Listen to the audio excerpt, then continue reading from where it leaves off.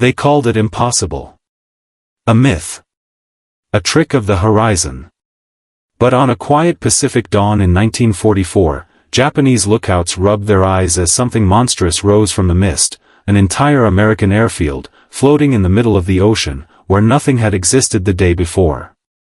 No island. No land. No runway. Just endless water, now replaced by a steel city, bristling with aircraft, guns, and men. Japanese commanders froze. Reports poured in, first whispers, then frantic confirmations. The Americans, they have built islands. Moving islands. These weren't ships. They weren't carriers. They were something far more terrifying. Because overnight, almost magically, the U.S. Navy had transformed empty ocean into a launch pad for warplanes, a floating fortress that could strike anywhere, anytime, with no warning. For Japan, it felt like the Pacific itself had turned against them. And the nightmare had only begun. In the vastness of the Pacific, distance was everything. Islands weren't just pieces of land, they were lifelines, fortresses, and stepping stones that determined who controlled the ocean's endless blue. For years, Japan had built its empire on this very foundation, capturing islands and fortifying them into strongholds. Their strategy was clear: if America couldn't reach Japan's inner defenses, America couldn't win the war. But the United States had no intention of playing by old rules. When American forces faced island chains too well defended to attack directly, military engineers and naval commanders proposed an idea so audacious that it sounded absurd. Why fight for islands, when you can build your own? Why wait months for airfields to be carved out of jungle, when you can bring the airfields with you? And so, in secret, far from Japanese eyes, the U.S. Navy constructed one of the most revolutionary innovations of World War II, artificial floating airfields, massive mobile bases engineered to appear anywhere on the ocean, overnight. When the Japanese finally saw them, it wasn't confusion they felt. It was shock. Then fear. Because America had changed the rules of the Pacific War in a single, breathtaking move. The idea didn't begin with admirals, it began with a simple, brutal reality. Every mile the U.S. advanced across the Pacific demanded an airfield. Planes needed places to launch, refuel, rearm, and repair. But the Japanese strategy of island fortresses made each step forward a nightmare. Every island was a trap of bunkers, artillery, and fanatical defenders who preferred death to surrender. Taking them cost thousands of American lives and months of bitter fighting. So American planners asked a question no one had dared to imagine. What if we stop capturing islands, and start outrunning them? The answer was the birth of a concept that would rewrite naval warfare, the floating base, known officially as the Advanced Base Sectional Dock System and Mobile Staging Platforms. These were not mere pontoon bridges or simple docks. They were modular, colossal structures built from steel sections that could be shipped across the Pacific in pieces and assembled like a giant puzzle, right on the water. Once assembled, these floating platforms could support fuel tanks, barracks, workshops, hospitals, machine shops, living quarters, supply depots, and most importantly, runways. They didn't need land. They didn't need islands. They needed only the ocean. American Seabees, legendary naval construction units, were the heart of the project. These men were a different breed, half engineer, half warrior. Where Marines charged beaches, Seabees built the means to win the war behind them. Under non-stop heat, storms, and enemy threats, they fused steel into floating cities, sometimes working 20-hour shifts to meet impossible deadlines. And the most shocking part? The Japanese had no idea any of this was happening. They believed the U.S. was trapped by geography, bound to the slow grind of island hopping. They assumed America needed land to function. They assumed every new airfield would take months. They expected limitations. Instead, they were about to witness something that defied every rule they believed in. Because soon the Pacific would reveal a sight no Japanese commander was prepared for. A runway rising from the waves, where yesterday only empty ocean had existed. By mid-1944, the Pacific Ocean had become the world's largest construction zone, except only one side knew it. Hidden behind secrecy, deception, and vast naval screens, thousands of Seabees and engineers worked day and night assembling the floating giants. The process was astonishingly simple in concept yet breathtaking in scale. Each massive dock or airfield platform was built from prefabricated steel sections, towed into position by fleet tugboats, and locked together with precision so perfect that the entire structure behaved like a natural island. Fuel pipelines snaked across the decks. Generators roared to life. Cranes swung aircraft engines through the air. Within hours, workshops, barracks, kitchens, and ammunition depots were standing, not on land, but on a surface barely above the waves. These platforms could absorb punishment, weather storms, and support the heaviest American fighters and bombers. But what truly stunned Japanese intelligence was the speed. To them, constructing an airfield required months, bulldozers clearing jungle, engineers flattening land, workers laying steel matting across runways. It was a brutal, grinding task they had witnessed on Guadalcanal, Tarawa, and countless other islands. Yet now, American bases were appearing in days. Sometimes in a single night. Reports began surfacing from scattered Japanese reconnaissance planes. Strange shapes on the water. Metal platforms where none existed before. Large vessels resembling docks assembled at sea. Tokyo dismissed these at first. Commanders argued that U.S. forces must have seized an island unseen, or perhaps deliberately concealed one with smoke and camouflage. But then came the moment no one could ignore. A Japanese patrol plane, flying high above the Central Pacific, spotted something impossible, a convoy of cargo ships unloading steel sections in open water while cranes assembled them into massive floating surfaces stretching hundreds of feet wide. And around them, American warships guarded the perimeter like wolves protecting a newborn. The pilot radioed in disbelief. "They are building islands, in the ocean." That transmission sent shockwaves through Japanese high command. Because if America could create bases anywhere, right in front of Japan's defenses, then no fortress, no island chain, no line of retreat was safe anymore. While Japanese commanders struggled to understand what they were seeing, American fleets were already putting these floating airfields to the ultimate test. Their first true demonstration came during the push toward the Marianas, Saipan, Tinian, and Guam, where the U.S. needed overwhelming air power to crack Japan's defensive wall. Traditional island-based runways were too far behind, and capturing new ones would take weeks. But now, America had something faster, something mobile, something Japan had never imagined. As the invasion began, Seabees positioned a massive floating dock just beyond the range of Japanese coastal artillery. Within hours it became a surgical repair base for damaged carrier aircraft. Fighter planes would limp back, riddled with bullets, engines smoking, landing not on a carrier deck, but on steel plates floating in the ocean.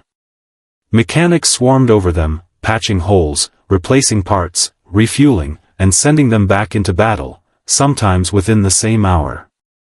Japan had no countermeasure for this. Every plane they shot down seemed to be replaced instantly. Every wave of American fighters was just as strong as the last. Then the impossible happened. One of the floating airfields was expanded to support bombers. Not small carrier-based aircraft, but massive, land-based machines that were never designed to operate so close to the front. Now, bombers once forced to fly from distant islands could deliver devastating close-range strikes, turning Japanese strongholds into firestorms of explosives.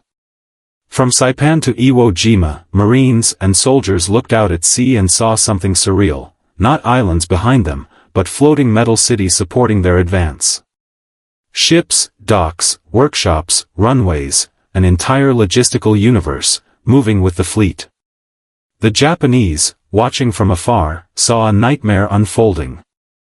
Every time they believed they had predicted American strategy, the U.S. rewrote the rules. Every time they expected a pause, a delay, or a weakness, America surged forward without stopping. Their commanders realized the truth. America was no longer limited by geography. The ocean, the very barrier Japan had built its empire upon, had become America's greatest weapon. And suddenly, every island Japan held felt vulnerable. Every defensive line felt fragile. Because somewhere out there, just beyond the horizon, another island might already be rising from the sea. The true shock, however, came during the liberation of the Philippines. Japan had long believed this to be the place where America's advance would finally slow. The island chain was vast, heavily defended, and incredibly far from the nearest U.S. base. Tokyo's strategists were convinced that American supply lines simply couldn't stretch that far without collapsing. If the U.S. pushed forward too quickly, they believed, its carriers would run dry, its aircraft would lack support, and its ground troops would be stranded with no reinforcements. But America had changed the game. As MacArthur prepared to return to the Philippines, a massive fleet of floating bases gathered behind him, repair docks, fueling stations, mobile depots, communication hubs, and floating airstrips. Together, they formed one of the largest mobile logistical forces in history. These weren't just structures, they were lifelines, fueled by hundreds of ships delivering weapons, supplies, and aircraft around the clock. And then came the moment that left Japanese observers speechless. During the Battle of Leyte Gulf, the largest naval battle in history, Japanese scouts reported what they believed were dozens of American islands near the invasion point. They assumed the U.S. had captured and fortified a chain of small atolls to support their aircraft. But when reconnaissance planes flew overhead, they realized the horrifying truth. Those weren't islands. They were American-made. Japan's naval command was stunned. Their strategy, painfully constructed over decades, depended entirely on controlling islands. But the Americans didn't need islands anymore. They brought everything with them. The floating bases repaired battle-damaged ships that should have sunk.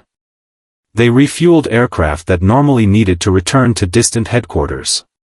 They allowed the U.S. to send wave after wave of planes, ships, and troops with terrifying speed. A Japanese officer wrote in disbelief. "We fight the Americans on land, on sea, and in the air. Now they create new land in the sea. How can we stop them?" Every traditional limit of warfare, distance, supply, terrain, had vanished. America had turned engineering into a weapon. And Japan had no answer for it. As the war pushed closer to Japan's home islands, the scale of America's floating infrastructure reached a level the Japanese had never imagined possible. The U.S. Navy Service Squadron 10, known simply as Servron 10, became the beating heart of this mobile empire. It traveled with the fleet like a colossal shadow, bringing with it fuel, ammunition, replacement aircraft, medical facilities, machine shops, floating dry docks, and entire repair battalions. Wherever the U.S. Navy went, Servron 10 followed, building temporary bases on the water as easily as a campfire is lit on land. This created a phenomenon the Japanese couldn't understand. American fleets no longer retreated. They no longer withdrew for repairs. They no longer paused for resupply. And one event proved this beyond any doubt. During the assault on Iwo Jima, American carriers were hammered by kamikaze attacks. Explosions tore through decks, fires raged, hundreds were injured, and dozens of planes were destroyed. Japan believed, logically, that such devastating hits would force the U.S. fleet to pull back for weeks. That was how naval warfare worked.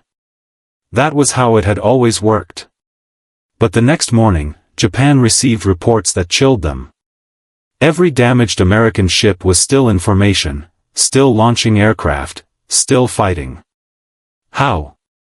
Japanese officers demanded answers.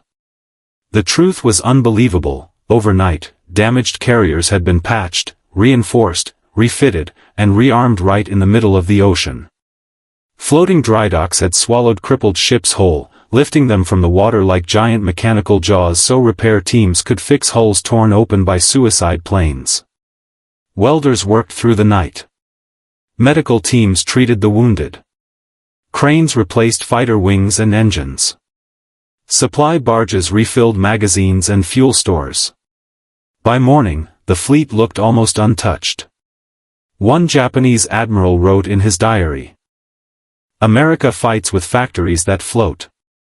We destroy one ship and they rebuild it before sunrise. This is no longer war, it is industry unleashed." The psychological blow was devastating.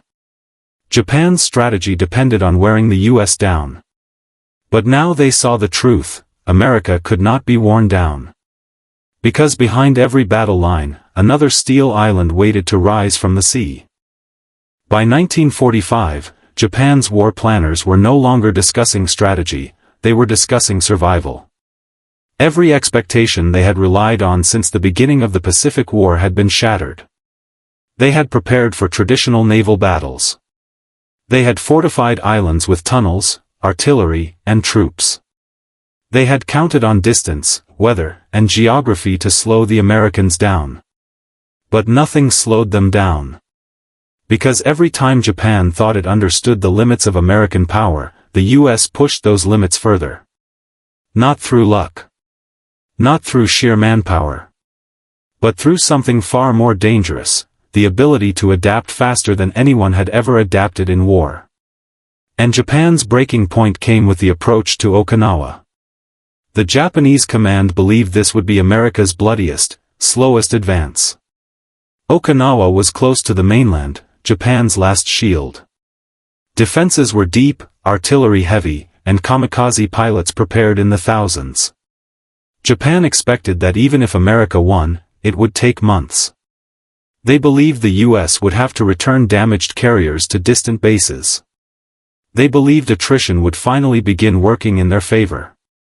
But they weren't fighting the same enemy they had faced in 1941. As the US fleet approached Okinawa, an entire network of floating bases swept in behind them, bigger and more advanced than ever. Floating hospitals treated thousands of wounded. Repair docks lifted ships so damaged they should have sunk. Refueling stations pumped millions of gallons of aviation fuel. Workshop ships churned out replacement aircraft parts non-stop. Ammunition ships unloaded tons of shells every hour. This wasn't a fleet. It was a moving nation, carrying everything a full land base could provide. Japan soon realized what this meant. Their kamikaze attacks could inflict pain, but not slow the Americans. Their island defenses could kill, but not halt the advance. Their strategy of attrition was useless, because America had eliminated the need to retreat.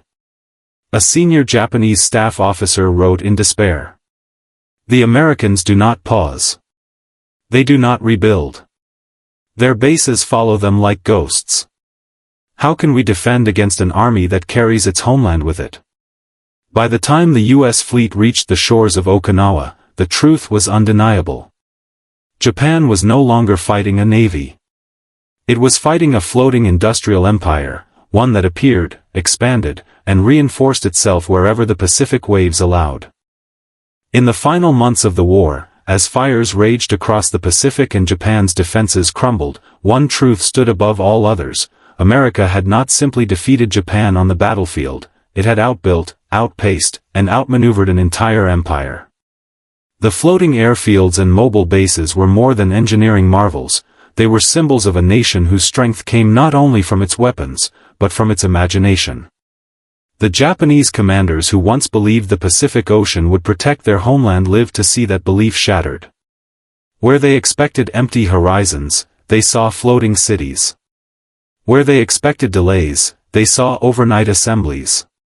Where they expected American exhaustion, they saw an enemy that grew stronger the farther it advanced. War is often remembered in terms of explosions and battles, but sometimes, the quiet revolution behind the scenes matters more. The U.S. Navy's ability to create instant bases at sea changed everything: logistics, strategy, morale, and the very definition of power. It erased distances. It erased limits. It erased the idea that Japan could win through endurance. For the Japanese troops who watched runways rise from the ocean, it felt like witnessing the impossible. For American sailors and Seabees, it was simply the result of relentless hard work and a nation united in purpose. Today, the rusted remnants of those floating docks sleep beneath Pacific waters. But their legacy remains alive in every modern naval fleet, every mobile base, and every military operation that relies on speed and adaptability. Because the Pacific War proved one thing beyond all doubt. Victory does not always belong to the strongest, but to the side that can reshape the battlefield itself. America did not wait for islands. It built its own, and in doing so, rewrote the history of naval warfare forever.